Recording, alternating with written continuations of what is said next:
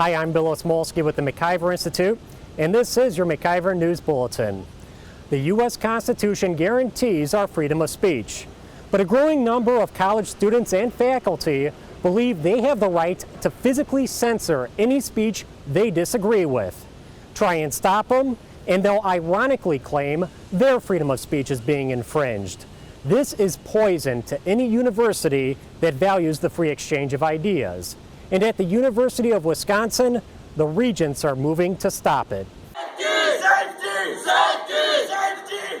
On college campuses across the country, radical liberal protesters have learned they can pretty much do whatever they want to shut down conservative speakers and get away with it.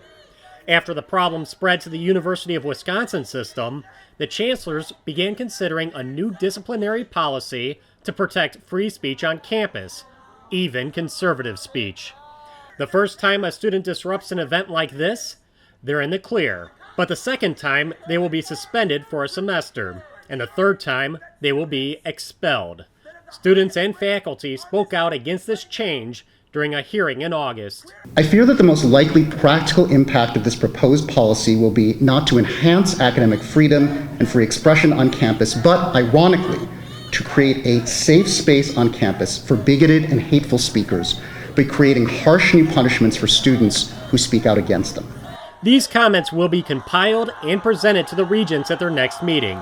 No timeline was given at this hearing for when the regents might finally decide on the new policy. A dental therapist can fill cavities and pull teeth and conduct other routine tasks that free up dentists for more complicated work. But right now, dental therapists are not allowed to practice in Wisconsin. Changing that is one of the few things Republicans and Democrats in Madison can agree on. A bipartisan bill just had a public hearing in the Senate.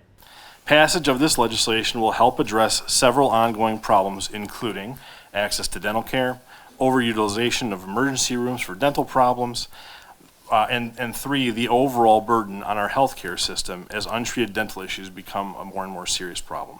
Minnesota has been using dental therapists since 2011, long enough to see what impact they can have. A 2014 report released by the Minnesota Board of Dentistry and the Department of Health found clinics employing dental therapists could see more patients, over 80% of which were on Medicaid.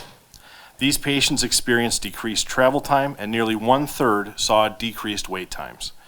Increasing access and savings from the lower cost of employing dental therapists made it possible for clinics to expand capacity to see more Medicaid and underserved patients. 64 of Wisconsin's 72 counties are underserved. Each dental therapist can see around 1,000 patients a year. But the Wisconsin Dental Association is arguing that won't help. Wisconsin has to do a number of different things to address this issue. Our point is that additional people in the workforce simply flooding the zone with more providers is not going to solve the problem. That's not going to do it.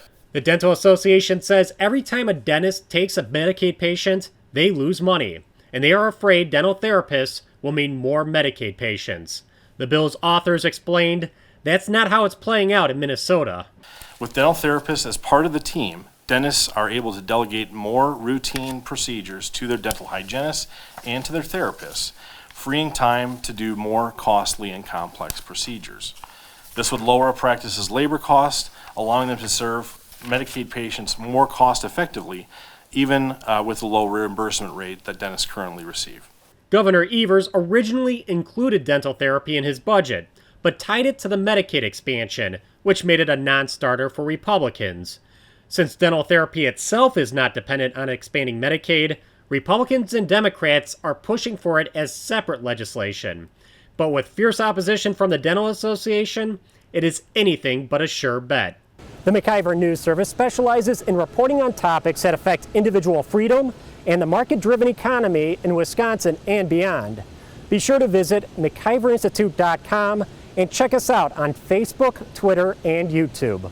For the MacIver Institute, I'm Bill Osmolsky, and this has been your MacIver News Bulletin.